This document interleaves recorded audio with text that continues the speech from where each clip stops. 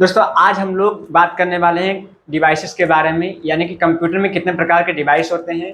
Computer में basically 4 प्रकार के डिवाइस होते हैं। एक होता है इनपुट डिवाइस, एक होता है प्रोसेसिंग डिवाइस, एक होता है आउटपुट डिवाइस और चौथा होता है आपका स्टोरेज डिवाइस। तो आज हम लोग चारों के बारे में फुली डिटेल में बात करने वाले हैं। तो चलिए शुरू करते हैं। सबसे पहले बात करते हैं कंप्यूटर के इनपुट डिवाइसेस के बारे में। कंप्यूटर के वे सारे डिवाइस जिनके माध्यम से आप कंप्यूटर को इंस्ट्रक्शन या कमांड देते हैं उन्हें आप इनपुट डिवाइस कहेंगे।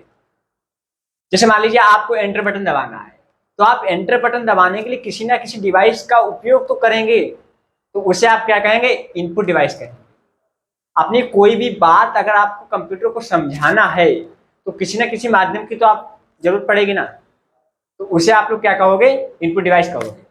जैसे उदाहरण के तौर पे आपका हो गया कीबोर्ड हो गया, माउस हो गया, लाइट पेन हो गया, जॉयस्टिक हो गया, वीसीआर हो गया, क्यूआर कोड रीडर हो गया, बार कोड रीडर हो गया, या ऐसे बहुत सारे डिवाइसेस हैं मार्केट में अवेलेबल हैं। और अगर आप लोग गूगल करेंगे तो ये चीज़ आप लोगों को और भी डिटेल में मिल जाएगी। चलिए कुछ इंपॉर्टेंट जो इनपुट डिवाइस हैं उनके बारे में हम लोग बात कर लेते हैं, फुल्ली डिस्कशन करेंगे, तो इस वीडियो को पूरा देखिएगा। तो शुरू करते हैं। इनपुट डिवाइस में सबसे पहले हम बात करेंगे आपसे कीबोर्ड के बारे में, कीबोर्ड और माउस के बारे में। बेसिकली ये 100% हर कंप्यूटर में लगा ही होता है, क्योंकि इसके बिना आपका कंप्यूटर संभव ही नहीं होता है। तो इनपुट डिवाइस में आपका जो कीबोर्ड है मोस्ट इम्पॉर्टेंट है, और जो माउस है ये भी आपके लिए मोस्ट इम्पॉर्टेंट है। इसलिए आपको ये दो तो लगे ही होने चाहिए, ये दो आने ही चाहिए। इसके बाद में बात करेंगे कि अगर आप लगाना चाहें तो स्कैनर भी लगा सकते हैं। स्कैनर क्या होता है कि कोई भी जैसे डॉक्यूमेंट हमारे पास हार्ड कॉपी में है और हम उसे सॉफ्ट कॉपी में कंप्यूटर के अंदर ले जाना चाहते हैं तो हम इसका उपयोग कर सकते हैं। उसके बाद में आप देखेंगे जो टच होता है, आपके फ़ोन में जो टच है, आप टच करके कोई भी चीज़ चला पाते हो, तो ये भी आपका आता है इनपुट डिवाइस के अंतर्गत। इसके बाद में नेक्स्ट है आपका बारकोड रीडर। जैसे आपने किसी भी प्रोडक्ट के ऊपर देखा होगा कि एक बारकोड लगा होता है, लाइन लाइन से बनी होती है, तो उसे पढ़ने के लिए आप लोगों को जिसका भी आप उपयोग करते हो वो होता है बारकोड रीडर। नेक्स्ट है QR code reader. QR code आजकल सारे लोग यूज करते हैं, देखते होंगे कि फोन पे का क्यूआर कोड होता है, गूगल पे का क्यूआर कोड होता है, या आपके कॉन्टेक्ट का भी क्यूआर कोड होता है। तो ये सारे क्यूआर कोड को पढ़ने के लिए क्यूआर कोडर का उपयोग करना पड़ता है। नेक्स्ट आपको MICR, magnetic ink character recognition, यानी कि ये मैग्नेटिक अक्षरों को पढ़ता है। जैसे आपने देखा होगा कि बैंकों में क्या होता है, चेक को पढ़ने के लिए इसका उपयोग किया जाता है। चेक असली है या नकली है इसका अंदाजा नहीं लगाया जा सकता, इसलिए उस मशीन से चेक किया जाता है, तब पता चलता है कि हाँ ये कैसा है। नेक्स्ट टॉपिक पे बात करें कि आपका जो जॉयस्टिक है ये भी आपका इनपुट डिवाइस होता है। जॉयस्टिक गेमिंग के लिए उपयोग किया जाता है। आप लोगों को पता भी होगा कि अगर आपने गेम खेला तो जॉयस्टिक का उपयोग जरूर किया होगा, और अगर नहीं किया है तभी आपने कार्टून वगैरह में देखा ही होगा कि वो लोग जॉयस्टिक से ऐसे ऐसे मोटर बाइक वगैरह चलाते हैं। तो इस चीज़ का आप लोगों को अनुमान लग गया होगा कि हम किसके बारे में बात कर रहे हैं। नेक्स्ट आता है आपका लाइट पेन, यानी कि आप लिखने के लिए इसका उपयोग करते हो। नेक्स्ट आपका आता है माइक, जैसे हम कुछ बोलकर आपको बता रहे हैं तो माइक के जरिए ही आपको बताएंगे। ऐसे ही बहुत सारे इनपुट डिवाइस हैं। आप लोग क्या कीजिए 5 इनपुट डिवाइस के नाम हमें कमेंट में बताइए, और फिर हम बात करेंगे प्रोसेसिंग डिवाइस के ऊपर। तो सबसे पहले आप लोग जाइए जल्दी से कमेंट कीजिए। तब तक के लिए हम आपको एक इन्फॉर्मेटिव बात बता दूं कि हमारे यहाँ जो क्लासेस चलती हैं ऑनलाइन, उनका कोई भी चार्ज नहीं पड़ता है, इसीलिए आप लोग उसे ज्वाइन कर सकते हैं। और हमारे चैनल को सब्सक्राइब कीजिए ताकि हमारे जो वीडियोज़ हैं वो आप लोगों को सबसे पहले मिले। और अगर ये वीडियो आपको पसंद आ रहा है तो हमें अभी लाइक कीजिए, हमारे चैनल को लाइक कीजिए और हमारे वीडियोज़ को लाइक कीजिए, और हमें ऐसे सपोर्ट करते रहे ताकि हम आप लोगों को टाइम टू टाइम वीडियोज़ लाते रहें। और साथ ही कमेंट में हमें ये भी बताया कीजिए कि आपको किस टॉपिक पे वीडियो चाहिए, ताकि हम उस टॉपिक पर आपको वीडियो प्रोवाइड करवा सकें। चलिए चलते हैं प्रोसेसिंग डिवाइस के ऊपर। कंप्यूटर के अंदर के वे सारे डिवाइसेस जिनमें आप प्रोसेसिंग करते हो वो आपके प्रोसेसिंग डिवाइस होते हैं। तो इसका सबसे अच्छा उदाहरण है CPU। CPU क्या काम करता है? प्रोसेसिंग का पूरा काम करता है आपका। चलिए उदाहरण के तौर पर समझते हैं। जैसे आपने एंटर बटन दबाया, तो एंटर बटन दबाने के बाद में जो काम होगा वो उसमें प्रोसेसिंग होगी कुछ, तभी तो आपको मॉनिटर पर रिजल्ट दिखेगा। तो जो प्रोसेसिंग का काम कर रहा है वो CPU कर रहा है। तो CPU का फुल फॉर्म समझते हैं, सेंट्रल प्रोसेसिंग यूनिट इसका पूरा नाम होता है। जिसमें आप लोग देखेंगे कि इसके 3 अंदर के पार्ट्स होते हैं, ALU, CU और MU। इनके बारे में हम डिटेल में समझने वाले हैं। बेसिकली अगर आपका जो ALU है, इसका पूरा नाम होता है अर्थमेटिक एंड लॉजिक यूनिट, और CU का पूरा नाम होता है कंट्रोल यूनिट, और MU का पूरा नाम होता है मेमोरी यूनिट। तो सबसे पहले हम बात कर लेते हैं मेमोरी यूनिट क्या है। मेमोरी यूनिट का ये काम होता है कि आप जैसे एंटर बटन दबा रहे हैं तो तब तक उस चीज को याद रखिएगा जब तक एंटर बटन का आपको आउटपुट ना मिल जाए, यानी कि काम ना हो जाए। ये याद रखने का मैनेजिंग का काम ये करता है। फिर आपका है ALU और CU, ये दोनों वर्क करते हैं। कोई गणित वाला काम, ALU का पूरा नाम है arithmetic and logic unit. Arithmetic मतलब गणित वाले काम, और लॉजिक मीन्स लॉजिकल।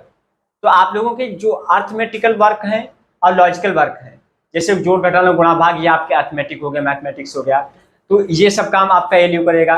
दूसरा लॉजिकल हो गया, जैसे आपने लॉजिक दिया है कि अगर किसी के नंबर 33 से ज्यादा है तो वो पास होगा, नहीं तो वो फेल होगा। तो ये ऐसे लॉजिक वाले काम हो गए। तो ये सारे काम आपका ALU और अर्थमेटिक एंड लॉजिकल यूनिट करते हैं। नेक्स्ट है आपका CU मतलब control unit. Control unit command base पे काम करता है। जैसे आपने कोई कमांड दिया, एंटर बटन दबाया, या आपने रन कमांड चलाया, या आपने नोट पैड चलाया, कोई भी अगर आप कमांड देते हो, जैसे आप इस वीडियो को सेव करना चाहते हो, तो ये जो कमांड बेस पे काम होता है, जो टेक्स्ट वाला काम होता है, वो आपका CU करता है, कंट्रोल यूनिट करता है। तो इसे एक उदाहरण के तौर पर समझना चाहेंगे। सबसे पहले आप इमेजिन कीजिए कि आपके रूम में 3 लोग हैं, तीनों आपके फ्रेंड्स हैं। आप अपना नाम रखिए MU, दूसरे फ्रेंड का CU और तीसरे फ्रेंड का ALU। MU आपको मान लीजिए इतिहास आता है, CU को मान लीजिए गणित आता है, और ALU को मान लीजिए हिंदी आता है। तो अगर कोई हिंदी का क्वेश्चन करेगा तो जाहिर सी बात है हिंदी वाला ही आंसर देगा। इतिहास का क्वेश्चन होगा तो इतिहास वाला आंसर देगा। तो इस प्रकार से ही CPU के अंदर भी होता है। अगर कोई गणित वाला काम है तो ALU करेंगे, कोई कमांड वाला काम है तो CU करेंगे, और अगर दोनों को मैनेज करने का काम है तो वो MU करता है। चलिए चलते हैं अब हम लोग आउटपुट डिवाइसेस पे। आउटपुट डिवाइसेस कंप्यूटर के वे सारे डिवाइस होते हैं जो हमें रिजल्ट देते हैं। रिजल्ट जब तक नहीं आएगा तब तक आप काम नहीं कर पाएंगे। जो रिजल्ट देंगे उन्हें हम आउटपुट डिवाइस कहेंगे। जैसे आप लोग हमारा ये वीडियो देख पा रहे हैं तो किसी न किसी स्क्रीन पे देख पा रहे हैं, तो स्क्रीन क्या है? आपका आउटपुट डिवाइस। कंप्यूटर में क्या होता है, आप मॉनिटर पर आउटपुट देखते हो, तो मॉनिटर क्या है? एक आउटपुट डिवाइस। नेक्स्ट आपका आउटपुट डिवाइस और क्या होता है? Speaker output device, projector output device है, प्लॉटर आउटपुट डिवाइस। चलिए बात करते हैं कि मॉनिटर बेसिकली आपको क्या करता है। मॉनिटर आपको सॉफ्ट कॉपी में हमें देता है आउटपुट, और प्रिंटर क्या करता है? हार्ड कॉपी में देता है। सॉफ्ट कॉपी और हार्ड कॉपी। सॉफ्ट कॉपी का मतलब ये होता है कि आप उसमें कोई भी बदलाव कर सकते हैं, उसे आप लोग सॉफ्ट कॉपी कहेंगे, और जिसमें आप बदलाव नहीं कर सकते उसे आप लोग हार्ड कॉपी कहेंगे। जैसे आप बेसिकली देखते होंगे कि जैसे आप MS वर्ड पे कोई चीज टाइप कर रहे हो तो उसमें बेसिकली बहुत नॉर्मल तरीके से आप एडिटिंग कर सकते हो, तो वो होता है आउटपुट डिवाइस, लेकिन सॉफ्ट कॉपी में। दूसरा है हार्ड कॉपी में, और हार्ड कॉपी में आपको मिलता है बाई प्रिंटर। चलिए उदाहरण के तौर पर समझते हैं, जैसे आपके पास कोई मिट्टी है, जब तक वो गीली है मतलब सॉफ्ट है तब तक आप उसमें बदलाव कर सकते हो। जैसे चाहें तो आप श्री कृष्ण की मूर्ति बना लीजिए, या राधे की मूर्ति बना लीजिए, या आप कुछ भी कर सकते हो। कोई बर्तन वगैरह बनाना तो आप बेसिकली बना सकते हैं। और अगर वो एक बार सूख जाती है, वो हार्ड हो जाती है, तो क्या आप उसमें बदलाव कर सकते हैं? नहीं कर सकते। तो ये होता है आपका आउटपुट डिवाइस। नेक्स्ट है आपका स्टोरेज डिवाइस। तो स्टोरेज डिवाइस में क्या होता है कि जिसमें हम डाटा को स्टोर करते हैं। वैसे स्टोरेज डिवाइस एक बड़ा टॉपिक है, इसीलिए हम लोग स्टोरेज डिवाइस पे नेक्स्ट वीडियो पूरा लेकर आएंगे, जिसमें हम आप लोगों को बताएंगे रैम क्या होता है, रोम क्या होता है, और आपका हार्ड डिस्क क्या होता है, फ्लॉपी डिस्क क्या होता है, या आपका SSD कार्ड क्या होता है, जिप ड्राइव क्या होता है, या आपका मेमोरी जो चिप लगती है फ़ोन में ये क्या होती है। तो ये सारे बेसिकली आपके स्टोरेज डिवाइस ही हैं, जिनके बारे में हम आपको नेक्स्ट वीडियो में बताएंगे। तो कमेंट कीजिए ये वीडियो कैसा लगा, और नेक्स्ट वीडियो आप लोगों को किस टॉपिक पर चाहिए। और अगर आपको ये वीडियो अच्छा लगा हो तो इसे लाइक कीजिए, ज़्यादा से ज़्यादा इसे शेयर कीजिए, ताकि और भी लोगों को इसका नॉलेज मिल सके और वो लोग कंप्यूटर को अच्छे तरीके से सीख पाएँ, क्योंकि कंप्यूटर आजकल बहुत ज़रूरी हो गया है।